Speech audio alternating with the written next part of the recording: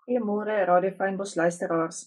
Ons woord vandag is uit Johannes 16 vers 13.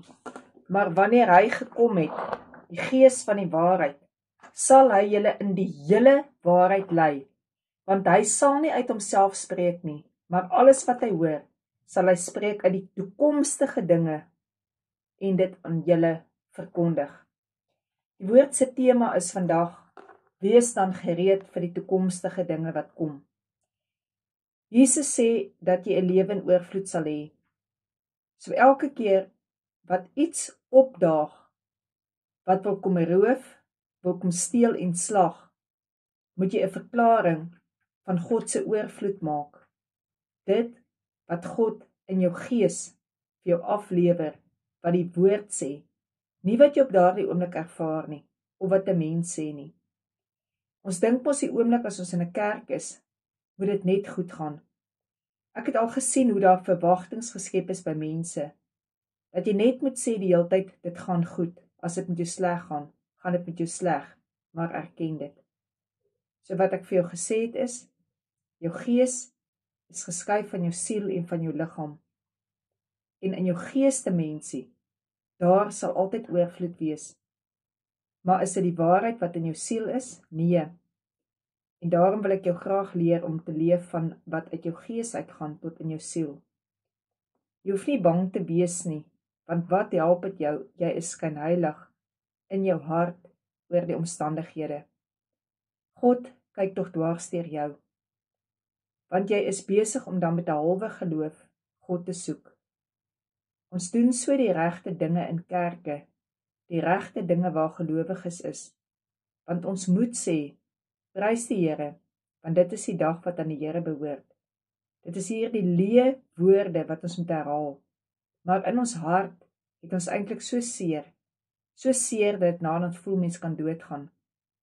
En as jy ongelowig voel op daardie oomblik, erken dit voor God, want God is 'n God van waarheid, en hy kan jou help, sover jy bereid is om die waarheid te praat. Jesus sit aan die regterhand van God die Vader, om vir jou die bemiddelaar te wees, die een in die middel te wees, die hoëpriester te wees, wat jou verstaan.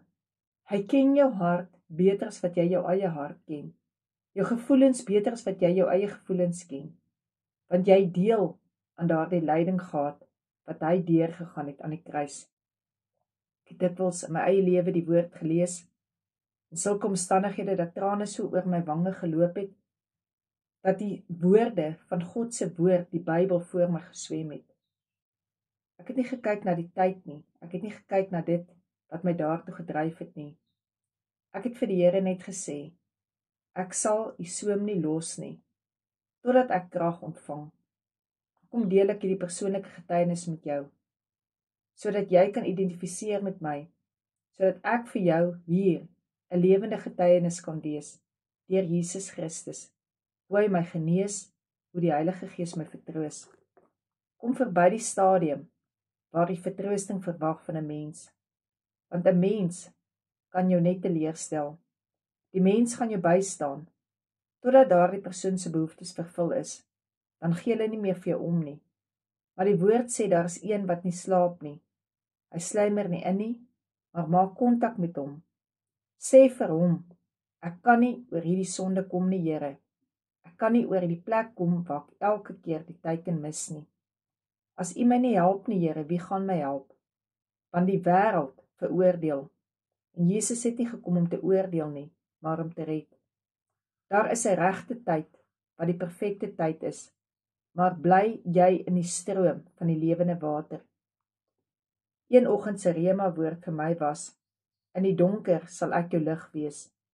En daar het die woord, die Heilige Gees, klaar vir my gesê, ek gaan 'n tyd van donker ingaan. Mense vra my altyd, hoe weet jy wat kom? Want ek het 'n verhouding met hom, wat die toekoms sien. Maar in die donker sal daar vir jou lig wees. Luister maar net hoe praat die Here met jou deur sy woord.